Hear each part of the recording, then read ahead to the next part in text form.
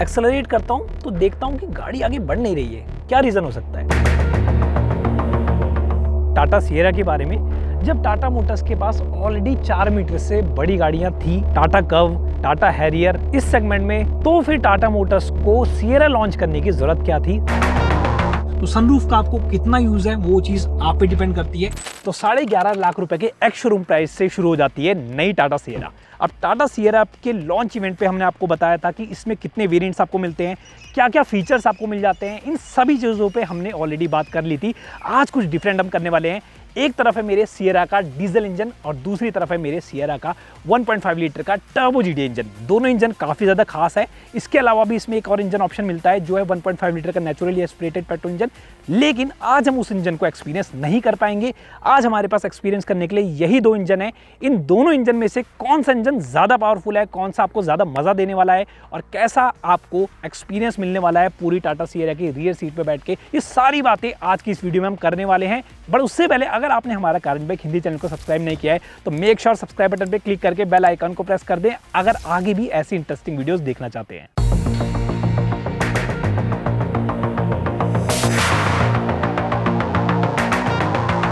अब बाकी डिटेल्स में जाने से पहले आपको एक बेसिक सा ओवरव्यू दे देता हूं टाटा सिएरा के बारे में। जब टाटा मोटर्स के पास ऑलरेडी 4 मीटर से बड़ी गाड़ियां थी, टाटा कर्व, टाटा हैरियर, तो फिर टाटा मोटर्स को सिएरा लॉन्च करने की ज़रूरत क्या थी 4 मीटर से ऊपर के सेगमेंट में? तो यहाँ पे ये जो सिएरा है ये डिफरेंट प्लेटफॉर्म पे है। टाटा मोटर्स का कहना है कि उन्होंने इसके प्लेटफॉर्म को बिल्कुल ही डिफरेंट रखा है। सबसे पहले अगर हम बात करें कर्व से इसे डिफरेंशिएट करें, कर्व भी आपको पता है कि 4 मीटर से ऊपर के सेगमेंट में आती है, बट हाँ उसकी बॉडी टाइप की अगर हम बात करें तो वो थोड़ा सा डिफरेंट है और उसका प्लेटफॉर्म भी डिफरेंट है। उस प्लेटफॉर्म का नाम है एटलस प्लेटफॉर्म। और साथ ही साथ अगर हम बात करें हैरियर की, तो हैरियर भी 4 मीटर से ऊपर की गाड़ी है, लेकिन उसका प्लेटफॉर्म जो है वो भी ओमेगा आर्क प्लेटफॉर्म है।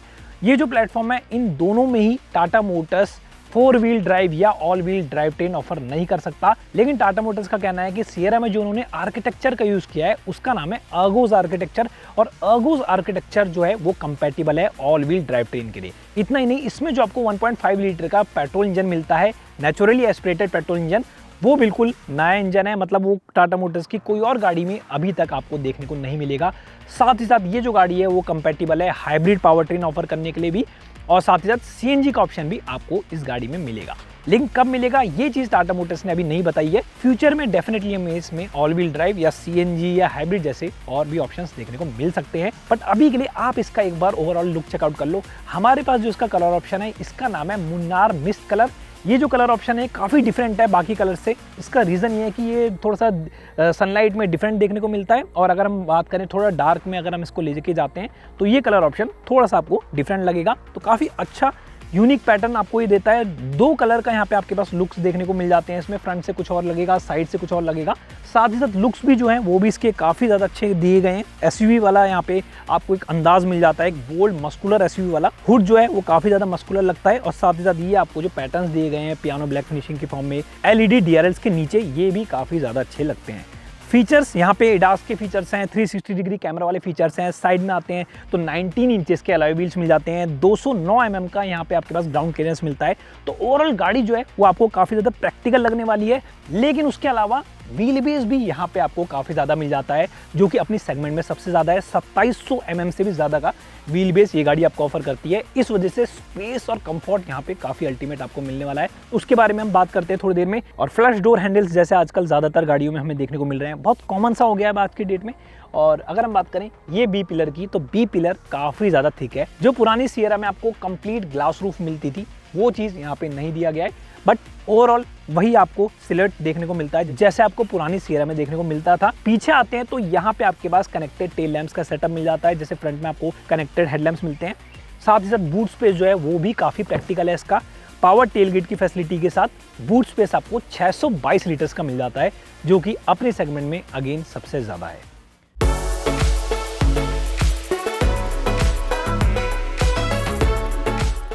तो 4 मीटर से ऊपर जैसे आप कर्व को लेते थे और कर्व में आपको नेक्सॉन वाला इंटीरियर देखने को मिलता था, उस तरह का यहाँ पे टाटा मोटर्स ने नहीं रखा है, वो चीज़ एक अच्छा पॉइंट है। सियरा को कंप्लीटली नया अंदाज दिया है। यहाँ पे आपके पास ट्रिपल स्क्रीन्स मिल जाती हैं जो कि टाटा मोटर्स की किसी और गाड़ी में इससे पहले देखने को नहीं मिली है।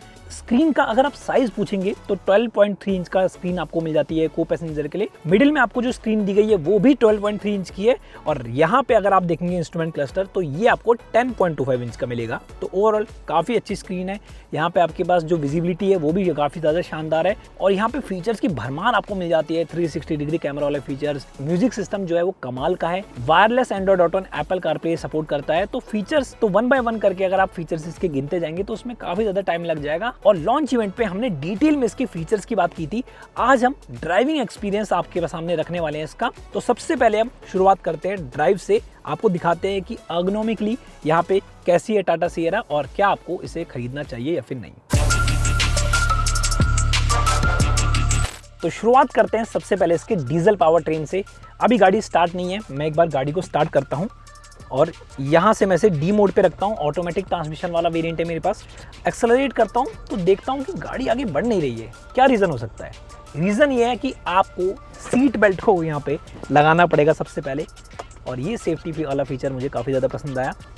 अब जो है वो आपकी गाड़ी कुछ इस तरह से आगे बढ़ने शुरू हो जाएगी। अब सियरा के डीजल इंजन के बारे में बात करने से पहले एक बार थोड़े से इसके ओवरऑल अर्गोनॉमिक्स पे ध्यान दे लेते हैं। इस बात पे भी ध्यान देते हैं कि आपको विजिबिलिटी कैसी मिलती है। मैं इस वक्त ड्राइवर सीट पे बैठा हुआ हूँ। मेरी जो हाइट है वो है 5 फीट 8 इंच और मेरी हाइट के हिसाब से अभी जैसे मैंने सीटिंग इसकी एडजस्ट की हुई है इसके हिसाब से मुझे यहाँ पे क्लियरली बॉनेट विजिबल हो रहा है। ए पिलर जो टाटा मोटर्स की गाड़ियों में हमें थोड़ी सी कंप्लेन रहती है हमेशा कि ए पिलर ज़्यादा थिक होते हैं जिसकी वजह से ब्लाइंड स्पॉट आपको देखने को मिलता है।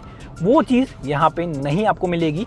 ए पिलर बहुत ज़्यादा थिक नहीं है और इस वजह से ब्लाइंड स्पॉट का इशू आपको आई डोंट थिंक कि किसी तरह का प्रॉब्लम क्रिएट करने वाला है। इसका मतलब ये है कि अगर आपने रिसेंटली गाड़ी ड्राइव करना सीखा है, अगर आप उन लोगों में से हैं जो गाड़ियों को ड्राइव तो कर लेते हैं बट हाँ बहुत ज़्यादा एक्सपर्ट का दर्जा आप अपने आप को नहीं दे पाते, तो आप डेफिनेटली इस गाड़ी को ड्राइव करेंगे, बिल्कुल ही आराम से इस गाड़ी को ड्राइव कर पाएंगे। उसका रीज़न ये है कि गाड़ी जो है वो 4 मीटर से बड़ी ज़रूर है बट हैरियर जितनी बड़ी नहीं है और सफारी जितनी बड़ी नहीं है, थोड़ी सी उनसे छोटी है। बट हाँ बाकी गाड़ियों से अगर हम कंपेयर करें इस सेगमेंट की तो उनसे डेफिनेटली बड़ी गाड़ी के रूप में आपको देखने को मिलती है। विंडो का जो एरिया है पूरा ये काफ़ी अच्छा है, एरी फील होता है। आपको ऐसा फील होगा कि आप किसी ऊंची गाड़ी में, एक बड़े सेगमेंट की गाड़ी में बैठे हैं, इस सेगमेंट से भी एक ऊपर वाले सेगमेंट की गाड़ी में बैठे हैं। तो विजिबिलिटी वाइज भी आई डोंट थिंक कि आपको किसी तरह की कंप्लेन फील होगी। स्टीयरिंग व्हील जो है वो आपको एग्जैक्टली वैसा ही मिलेगा जैसे टाटा मोटर्स की बाकी गाड़ियों में मिलता है। आजकल इल्यूमिनेटेड लोगो आपको मिल जाता है मिडिल में, तो उस चीज़ में आपको बहुत ज़्यादा डिफरेंस फील नहीं होगा। बाकी अर्गोनॉमिक्स की बात करें तो ये आर्मरेस्ट आप देख सकते हैं यहाँ पे रखी गई है।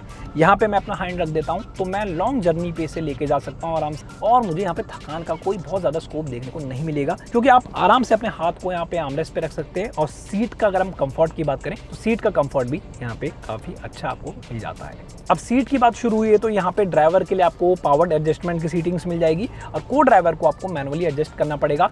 थाई सपोर्ट भी आप यहाँ से एक्सटेंड कर सकते हैं। तो अब बात करते हैं इसके डीजल पावर ट्रेन के बारे में। अगर हम बात करें ऑन पेपर फिगर्स की तो 115 bhp की पावर और आपको 260 न्यूटन मीटर्स का पीक टॉर्क मिल जाता है डीजल में। लेकिन अगर आप इसका मैनुअल ट्रांसमिशन ड्राइव कर रहे हैं तो आपको 260 न्यूटन मीटर्स का टॉर्क मिलेगा। अभी हम कौन सा कर रहे हैं? अभी हम कर रहे हैं इसका ऑटोमेटिक ट्रांसमिशन। तो यहाँ पे आपका जो टॉर्क है वो 20 न्यूटन मीटर्स और बढ़ जाएगा, यानी कि 280 न्यूटन मीटर्स का पीक टॉर्क ये ऑटोमेटिक ट्रांसमिशन वाला वेरिएंट आपको प्रोड्यूस करेगा। ये इंजन जो है वो आपने टाटा कर्व में भी ऑलरेडी देखा हुआ है, 1.5 लीटर का डीजल इंजन।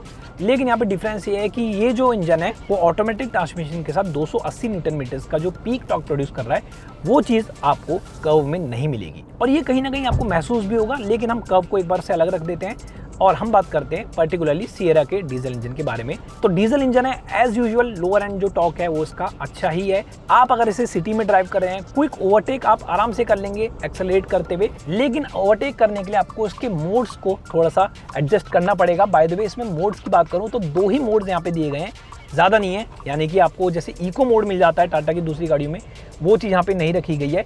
सिटी और स्पोर्ट मोड आपको मिलता है। करेंटली मैं इसे सिटी मोड पे ड्राइव कर रहा हूँ। इस मोड पे भी जो इसकी परफॉर्मेंस है वो डिसेंट है, बट जैसे ही स्पोर्ट मोड को हम एक्टिवेट करते हैं कुछ इस तरह से, तो अब जो गाड़ी है वो थोड़ी सी ज़्यादा रेस्पॉन्सिव हो जाती है और ये चीज़ आपको फील होगी कुछ इस तरह से। अब इसमें आपको परफॉर्मेंस मिल जाती है। तो डीजल इंजन एज यूजुअल जो आपको टॉर्क ऑफर करता है वो चीज़ यहाँ पे बरकरार रखी गई है। स्टॉकी इंजन है, तो इस वजह से आपको ड्राइव करते वक्त फील आएगा। तो अगर बात करें रोजमर्रा की जिंदगी में कैसा परफॉर्म करेगा, डिसेंट परफॉर्मेंस है इसकी। अगर आप 4 मीटर से ऊपर की हैरियर से इसे कंपेयर करने लगेंगे तो डेफिनेटली आपको इसका इंजन हैरियर की कंपैरिजन में लेस पावरफुल जरूर लगेगा। उसका रीजन क्योंकि ऑब्वियस है, हैरियर का जो इंजन है वो 2 लीटर का आपको मिलता है, जबकि इसमें 1.5 लीटर का डीजल इंजन दिया गया है। बट अगर अपने आप में इस डीजल इंजन की हम एक तरह से परफॉर्मेंस को देखेंगे तो वो आपको डिसेंट ही लगने वाली है। रोजमर्रा की जिंदगी में अगर आप इसे ड्राइव करते हैं तो आई डोंट थिंक कि आपको किसी तरह की इसमें कंप्लेन फील होगी। अब ये तो बात कर ली हमने इसके ड्राइव मोड्स की। अगर हम बात करें दूसरे मोड्स की तो यहाँ पे आपके पास टेरेन मोड्स भी मिल जाते हैं, जैसे कि हमें टाटा की हैरियर में भी देखने को मिलते हैं। बट अगेन ये जो गाड़ी है करंटली ये आपको फ्रंट व्हील ड्राइव ट्रेन के साथ ही मिलती है। ऑल व्हील ड्राइव ट्रेन इसमें आएगा, बट वो कब आएगा ये चीज़ कहना अभी थोड़ा सा डिफिकल्ट होगा। बट टेरेन मोड्स जो हैं वो कितना अच्छे से वर्क करते हैं, इस पे एक डिबेट का टॉपिक ये बन सकता है। अभी के लिए यूजुअली जो हम इसे नॉर्मल रोड्स पे ड्राइव कर रहे हैं तो यहाँ पे हमारे पास एक नॉर्मल टेरेन मोड है, उसके अलावा एक वेट आपको मिल जाता है मोड, और तीसरा आपको मिल जाता है एक रफ मोड। तो इस तरह से टेरेन मोड्स और ड्राइव मोड्स बेसिकली इसके दिए गए हैं। एक और फैक्टर जो यूजुअली नई गाड़ी खरीदने वाले लोग देखते हैं आजकल, NVH। ओवरऑल NVH जो है वो गाड़ी के कैसे हैं इस पे भी बात कर लेते हैं एक बार। तो डीजल इंजन है, ऑब्वियसली शोर थोड़ा सा करेगा। इनफैक्ट जब आप इसे कुछ इस तरह से थ्रॉटल को प्रेस करते हैं तो नॉइज़ जो है इंजन की वो कैबिन के अंदर एंटर होती है। बट अगर आप इसका पेट्रोल वर्जन कंसिडर कर रहे हैं तो वहाँ पे आपके पास जो इंजन की नॉइज़ है वो थोड़ी सी कम फील होगी। अब इंजन की नॉइज़ के अलावा अगर हम बाकी नॉइज़ की बात करें, जैसे विंड की नॉइज़ या टायर्स की नॉइज़, तो वो यहाँ पे बहुत कम आपको देखने को मिलेगी। ये चीज़ यहाँ पे काफ़ी अच्छी है। बट हाँ, अगर आप सिर्फ इंजन को यहाँ पे रख रहे हैं तो इंजन की जो नॉइज़ है वो आपको गाड़ी के अंदर भी देखने को मिलेगी। अब परफॉर्मेंस को साइड में रख के अगर हम दूसरे फीचर्स की बात करें तो ADAS के फीचर्स आपको मिल जाते हैं, लेवल 2 ADAS की। साथ ही साथ 360 डिग्री कैमरा वाला जो फीचर है वो भी काफ़ी अच्छा है। ब्लाइंड स्पॉट मॉनिटर भी आपको यहाँ पे मिल जाता है। जैसे मैं लेफ्ट साइड का इंडिकेटर प्रेस करता हूँ तो लेफ्ट वाला ब्लाइंड स्पॉट व्यू में मॉनिटर ऑन हो जाता है, और राइट साइड का भी सेम इसी तरह से ऑन हो जाता है इंस्ट्रूमेंट क्लस्टर के अंदर। अभी हम इसका कंप्लीट वेरिएंट ड्राइव कर रहे हैं। अगर आप इससे नीचे वाले वेरिएंट्स पे जाते हैं तो वहाँ पे आपके पास एक HUD सेटअप भी यहाँ पे कंपनी ने ऑफर किया है। अब अगर आप उन लोगों में से हैं जो गाड़ी खरीदने से पहले इंजन की वाइब्रेशन, साउंड वगैरह सब कुछ चेक करते हैं, तो आप लोगों के लिए स्पेशल हम यहाँ पे इंजन की साउंड चेक लेके आए हैं। क्योंकि डीजल इंजन है, ऑब्वियसली थोड़ा सा नॉइजी जरूर होगा, बट वाइब्रेशन कितनी है आपको यहाँ पे देख के फील हो जाएगी। इंजन स्टार्ट करते हैं।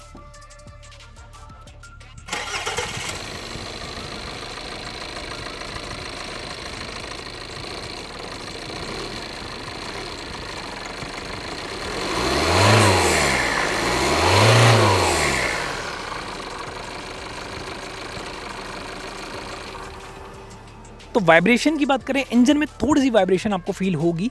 नॉइज जो है वो ऑब्वियसली डीजल इंजन में हमें देखने को मिलती है, तो उसी तरह का कैरेक्टर यहाँ पे आपके पास मिलेगा। लेकिन अगर आप गाड़ियों की परख रखते हैं और डीजल इंजन के शौकीन है हमेशा से ही, तो इस तरह के डीजल इंजन की नॉइज से आई डोंट थिंक कि आपको किसी तरह की प्रॉब्लम होने वाली है। तो अब हमने बात कर ली इसके डीजल पावर ट्रेन के बारे में। अब आते हैं इसके 1.5 लीटर के टर्बो GDI इंजन पे। Hyperion petrol engine Tata Motors इसे कहता है। और अगर मैं सीधा सीधा एक लाइन में आपको बताना चाहूँ कि कौन सा मुझे ज़्यादा पसंद आया ड्राइव करके, तो वो है ये जो 1.5 लीटर का टर्बो GDI इंजन है, ये 158 bhp की पावर और 255 न्यूटन मीटर्स का टॉर्क आपको ऑफर करता है। तो पावर में देख सकते हैं आप, जमीन आसमान का डिफरेंस आपको देखने को मिल जाएगा। लेकिन बात करें टॉर्क की, तो टॉर्क फिगर लगभग आपको सेम ही मिलने वाली है इसके, अगर हम डीजल इंजन से कंपेयर करें। बट अगर एक लाइन में अगेन मैं वही बोलना चाहूँगा कि इसका जो परफॉर्मेंस है वो अल्टीमेट है, काफ़ी ज़्यादा अच्छा परफॉर्मेंस है। यहाँ पे आपको एक चीज़ ध्यान रखनी है कि मैं इस पर्टिकुलर इंजन को डीजल इंजन चलाने के बाद कंपेयर कर रहा हूँ आपसे। हाँ, अगर आप इस सेगमेंट की दूसरी गाड़ियों से आज भी इसे कंपेयर करेंगे तो कहीं ना कहीं आपको इसका परफॉर्मेंस बहुत ज़्यादा शानदार तो नहीं लगने वाला। लेकिन अगर आपने डिसाइड कर लिया है ऑलरेडी सिएरा खरीदने के लिए और कन्फ्यूज़ है कि आपको डीजल इंजन इसका ऑप्ट करना चाहिए या फिर पेट्रोल इंजन, तो ये जो इंजन है ये परफॉर्मेंस में आपको किसी भी तरह से निराश नहीं करने वाला। ड्राइव मोड्स यहाँ पे अगेन आपके पास 2 ही मिलते हैं, स्पोर्ट और सिटी मोड। लेकिन अगर हम बात करें, इसे स्पोर्ट मोड में रख के देखता हूँ और अब एक्सेलरेट करते हैं तो अभी 1500 आरपीएम के आसपास है। तो जैसे ही 2000 आरपीएम का मार्क क्रॉस करता है तो तुरंत ही इसका जो टर्बो है वो किक इन हो जाता है और इंजन जो है वो आपको तब फील होगा कि हाँ रिस्पॉन्सिव ज़रूर है। इनफैक्ट अगर आप इसकी परफॉर्मेंस को एंजॉय करना चाहते हैं तो आप इसके सिटी मोड पे भी एंजॉय कर सकते हैं। बाकी एर्गोनॉमिकली सेम है गाड़ी, जो हमने आपको बताया था डीजल पावर ट्रेन के बारे में। इंजन में ही एक मेजर बदलाव आपको देखने को मिलेगा। और अगर हम बात करें ओवरऑल NVH की कि इंजन की नॉइज़ गाड़ी के अंदर आती है, तो बिल्कुल नहीं आती। पेट्रोल इंजन है, ऑब्वियसली नॉइजी इतना नहीं है जितना कि डीजल इंजन होता है। हाँ, बाहर से कैसा है ये हम आपको बताते हैं थोड़ी देर में, और हार्शनेस भी आपको ज़्यादा यहाँ पे देखने को नहीं मिलेगी। वैसे यूजुअली मैं अपना पर्सनल ओपिनियन आपके सामने रखूँ तो मुझे डीजल इंजन ज़्यादा पसंद है पेट्रोल इंजन के कंपैरिजन में, लेकिन सिएरा का जो 1.5 लीटर का टर्बो जीडी इंजन है ये मुझे थोड़ा सा बेटर लगा डीजल इंजन के कंपैरिजन में। तो जिस तरह से हमने आपको डीजल इंजन की नॉइस सुनाई थी, वाइब्रेशन दिखाई थी, एक बार इसके हाइपीरियन पेट्रोल इंजन की भी नॉइस सुन लेते हैं।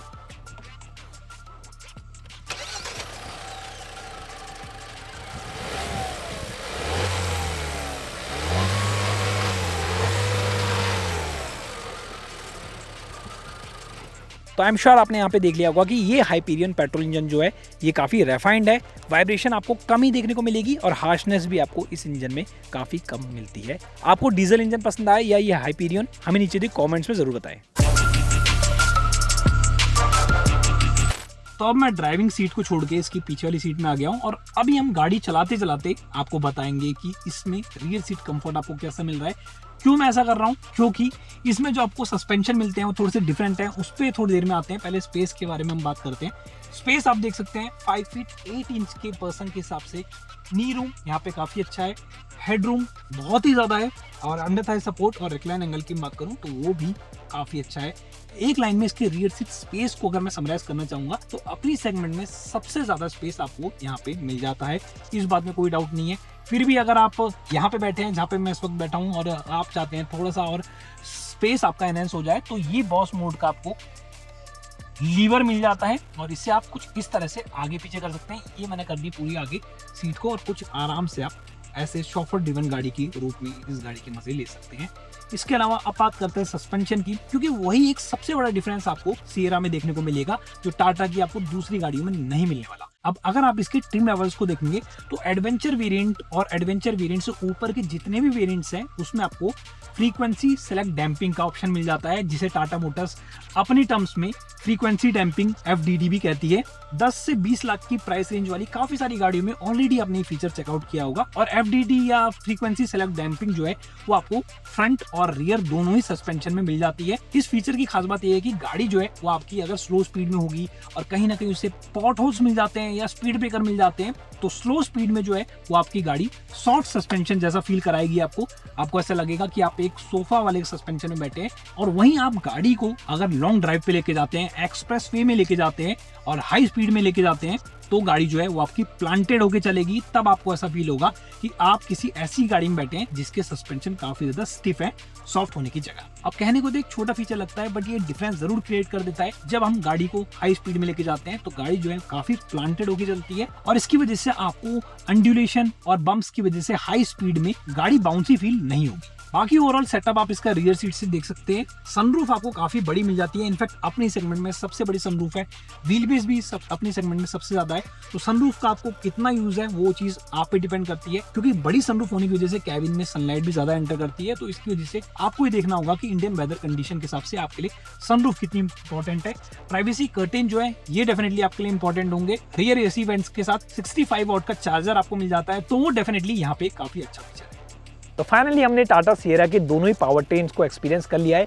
एक तरफ है एक टॉकी डीजल इंजन जो आपको माइलेज भी अच्छा देगा, जो आपको लो एंड टॉक भी अच्छा देता है। दूसरी तरफ है एक पावरफुल टर्बो जीडी इंजन जो आपको माइलेज हो सकता है थोड़ा सा कम दे, लेकिन मज़ा आपको अच्छा खासा ही देने वाला है, जैसे कि हमने वीडियो में देख ही लिया। और साथ में अगर इस सेगमेंट की दूसरी गाड़ियों से इसे कंपेयर किया जाए तो हाँ, ये कहना गलत नहीं होगा कि टाटा मोटर्स ने एक स्ट्रॉन्ग प्रोडक्ट इस सेगमेंट में लॉन्च किया है, जो फीचर्स के साथ आपको अच्छा खासा कंफर्ट भी ऑफर कर रहा है। बट यहाँ पे देखना इंटरेस्टिंग होगा कि टाटा मोटर्स इसके टॉप वेरिएंट के प्राइसेस को कब रिवील करता है और किस तरह से रखता है। अगर इसके प्राइसेस बहुत ज्यादा नहीं होंगे उसके बाद हम क्लियरली कह पाएंगे कि ये जो प्रोडक्ट है वो कैसे इस सेगमेंट की दूसरी गाड़ियों से कम्पीट कर सकता है। आपकी क्या ओपिनियन है, आप हमें नीचे दी कॉमेंट्स में जरूर बताएं। कोई भी डाउट है आपको इस गाड़ी से रिलेटेड तो आप हमसे नीचे दी कॉमेंट्स में पूछ सकते हैं। बाकी इसके सोशल मीडिया कॉन्टेंट्स भी आपको हमारे चैनल पे देखने को मिल जाएंगे, इंस्टाग्राम पे भी और यूट्यूब शॉर्ट्स पे भी। आप एक बार उन्हें भी चेकआउट कर सकते हैं। इस वीडियो को उन लोगों के साथ शेयर कर दीजिए जो टाटा सिएरा को देखना चाहते थे और उसके इंजन ऑप्शंस का एक्सपीरियंस देखना चाहते थे। इस वीडियो को इतना ही रखते हैं। अगर आपको ये वीडियो पसंद आती है तो चैनल को सब्सक्राइब करके बेल आइकन को प्रेस कर दे। मिलते हैं आपसे अगली वीडियो में। Thanks for watching.